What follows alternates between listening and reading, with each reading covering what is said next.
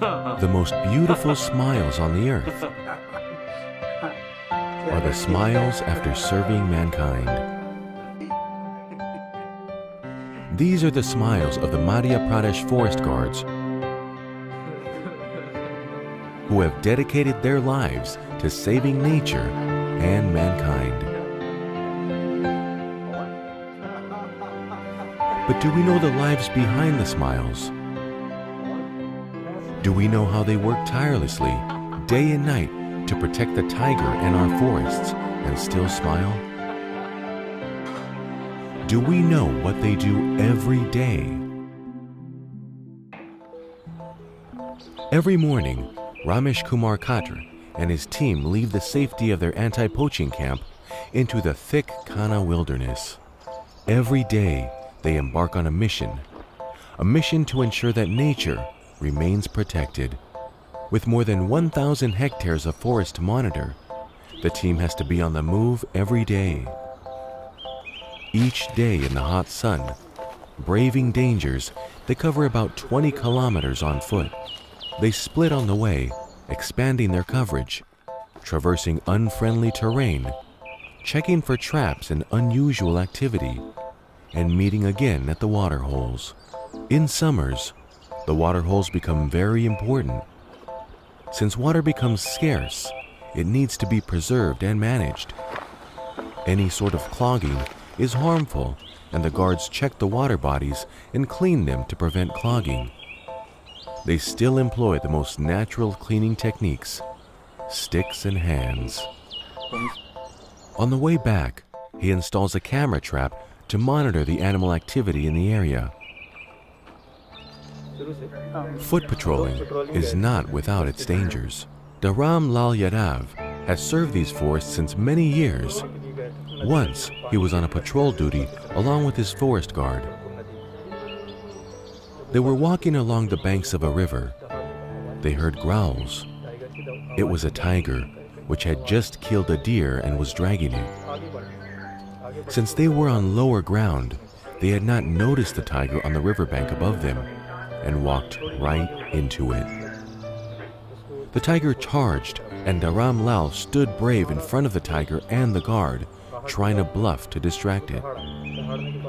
The tiger attacked him, and he lost consciousness. He fell down on the ground and does not remember what happened after that. But when he regained consciousness, he was in the hospital, and he sustained a lot of injuries. The scars have remained, reminding him the tiger left him alive, and is thankful to the forest guard who carried him and ran from there. But not all guards are as lucky as Dharam Lal Yadav. At the control center, Ranger Pathak is checking the camera trap images. All images are being monitored to check various species, new tigers, if any, and their movement across the range, and everything is matched with their records. Ranger Pathak and his team are on a fireline combing operation today. In summers, the temperatures reach about 50 degrees.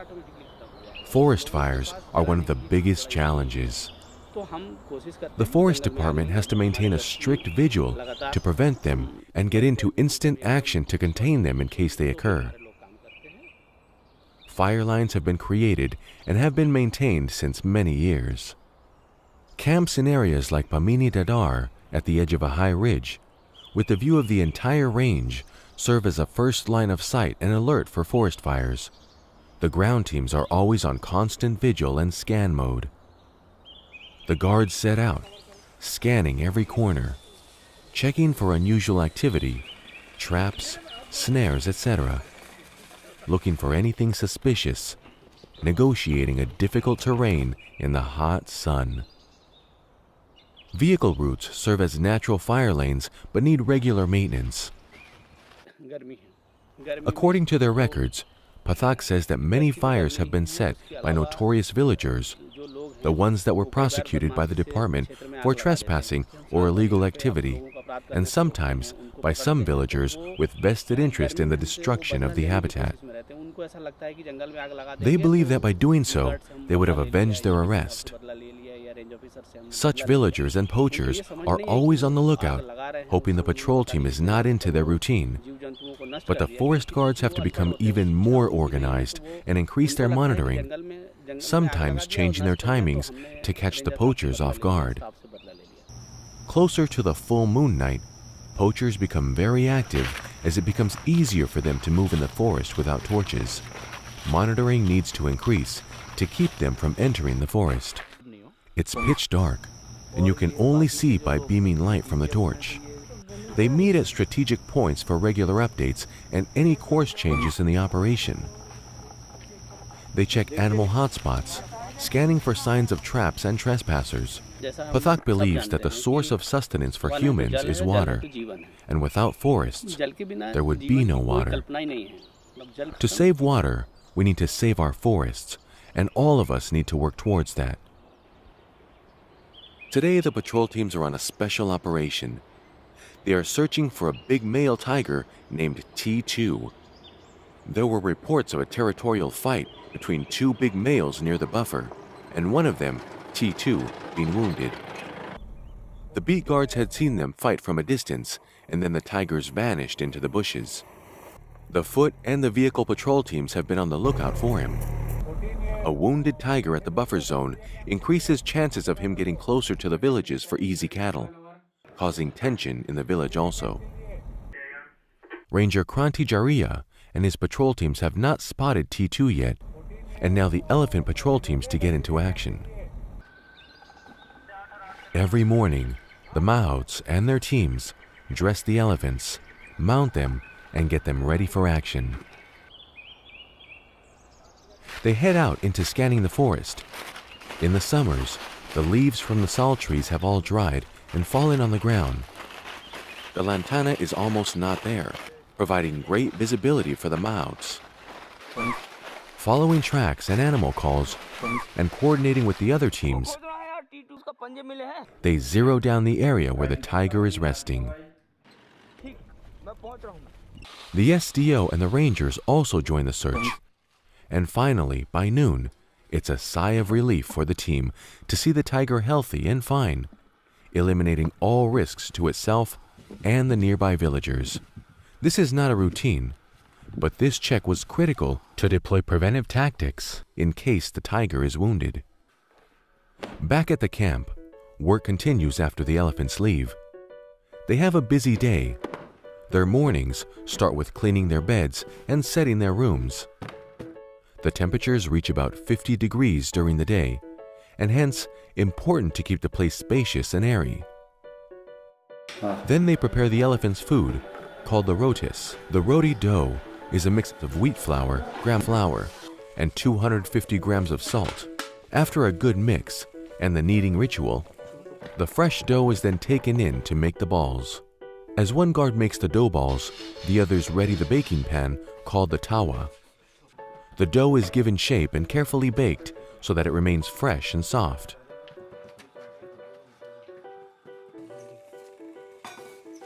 Each tawa can bake about 15 rotis at a time, and each day they make around 50 to 60 jumbo-sized rotis for a camp having 5 elephants. Once the entire round of 50 to 60 rotis for the day is done, then are left near the heat to rest. One of the guards starts cooking food for the camp inmates. The elephants come back from patrol and the stands, etc. is removed. Some Mahouts have their families and they take some time out to bond with them and their children. In the evening, the elephants head to the river for a cleanup. The elephants definitely enjoy this time in this peak summer, and so do the Mahouts. As the sun sets in the river, the silhouette makes them look like a team and the bonds between them get stronger. The clean black elephants then head back to the camp for their feeding. The rotis are fed along with a piece of jaggery. The elephants can forage freely in the forest, but the rotis signify the bond between them and reinforces the elephants' relationship with the Mahouts and the camp. The Mahouts have a lot of stories to tell. They have seen the seasons change, seen the tigers since their birth, and have seen them grow. They have stories which are touching, some of them very shocking, very difficult for us to hear and accept. Dayal Singh Maravi has one such story. Maravi has been on a mahout for over 20 years. He recalls a very shocking incident. Once he took his children on the elephant to show them a tiger. They spotted a tigress with its sub-adult cubs. The tigress's cubs got curious seeing the children on the elephant and started moving around, coming close to the elephant. This made Maravi alert, and he focused more on the tigress. But the elephant got a bit uncomfortable, and it made a sudden movement.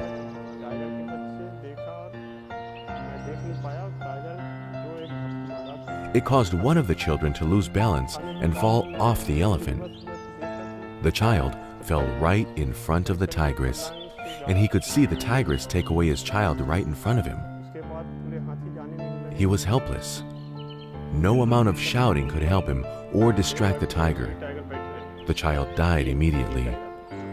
The tigers did not eat the child's body, but were sitting close. The other mahouts and elephants joined him and moved the tigers away to recover the child's body. It was a great loss for him. This incident changed his life, but he has moved on. Despite all of this, he loves the forests and wants his children to serve the forest and preserve nature so that we continue to get fresh water and air. One of the most successful conservation programs in the world, but less known, is the Barasingha Conservation Program in the Kanha Tiger Reserve. By the early 70s, there were only 66 hard-ground Barasinghas in Kanha National Park. They were critically endangered, and the administration has worked day and night over the last 3 decades to save the species. Villages of Samph and Randa, which were inside the park, were relocated and anti-poaching camps set up. The hard-ground Barasingha is a delicate species, and unlike the resilient Chital and Sambar, the habitat is critical for its survival. Unlike the Chital fawn, which starts walking within 1 to 2 hours of birth, the Barasingha fawn takes about a week and is dependent on the mother, making it vulnerable to predators. Hence, the Barasingha is heavily dependent on grass for both food as well as cover. It is a grazing species, and unlike browsers, it prefers only a special type of grass. Grassland management becomes very critical, and they continuously inspect grasslands and manage them to control movement of the Barasingha. Enclosures were made with a male and female to grow the populations, and as the species grew, they were released into other areas of the park. To preserve the gene pool, over the years, they have spread the Barasinghas all over the park and even to other national parks in Madhya Pradesh. The Kanha Tiger Reserve has a healthy population of over 700 hard-ground Barasingha today. The Samph camp is one of the forerunners of this project, as this area is pure Barasingha habitat and the last remaining Barasinghas were here. A.K. Jaria is a forest guard in the Samph camp and has been an integral part of the Barasingha Conservation Project. This camp has a dedicated workforce which monitors Barasinghas daily. As per their beats, there is a daily counting and reporting of Barasinghas. If a Barasingha is killed, it's immediately reported. In summers, water becomes critical for the Barasingha, and the guards build temporary dams to hold the water, which helps sustenance of hydra, a special type of grass fed upon by Barasinghas. This conservation project also had its tragic moments. Chandan Bakad, a forest guard, and his team were deployed and entrusted with this task in the Samph camp in the early years of the program. One morning, Chandan and his patrol team spotted poachers. A chase ensued, and the poachers fled, leaving their equipment. But unfortunately, the armed poachers returned the same night and attacked the camp under the cover of darkness. Chandan Bakad and his team put up a fight, but was killed by the poachers. Since then, as a mark of respect and remembrance, the camp area is officially called Chandan's Circle, dedicated to the efforts of Chandan Bakad and his sacrifice. For the forest guards, all their actions and responsibilities are now just toward animals. They care for the villagers in the buffer area as well. Ranger Raju Rajput is a man on a mission. He has been working with the villagers to create awareness amongst them about surviving with the tiger and protecting its habitat. It's a Friday. He and his team have scheduled a baithak. These are regular meetings with the local villagers for conducting awareness programs in schools and community centers. They raise awareness about habitat conservation and the importance of tigers, setting up primary response teams made up of local community volunteers. At these awareness meets, discussions are also on human-animal conflict and how to tackle such situations, compensation for losses to lives and cattle, and how to reach out to the rapid response team and the professional veterinarian to address any casualties. Timely compensation to villagers for cattle kills is very important for the MPF. Response to such situations is critical to prevent revenge killing. Signature campaigns drive accountability from the villagers, in return providing support and solar lights to the villages in the buffer zones. He also meets other villagers who have not attended the baithak. At the same time, checking on the water bodies and the cattle grazing habits of the village. Back in the forest, Ranger Rajput has a bigger challenge in his range. His team at the Chindimatha camp have been working at a very daunting task for the last 2 decades. The camp is on the banks of the Pench River, rich in fish, leading to a lot of illegal fishing. It's a very strategic location, highly sensitive. The team has been relentlessly working over the last few years on this anti-fishing drive and have successfully managed to prevent poaching and fishing. The entire team starts in the morning, ready to spend long hours in the river, checking all the banks, every corner, the deeper ends, and removing all the nets laid by the poaching boats. With every successful patrol, the dangers only increase for the team as the poachers divert their attacks on the camp. Due to the rich concentration of fish, the illegal boats deploy guerrilla tactics, making intermittent fishing operations and sometimes planting fishing nets. They sometimes come in groups and come armed with guns, bombs, grenades, and pebbles. As soon as they see the MPF boats, they start hurling these bombs and pebbles.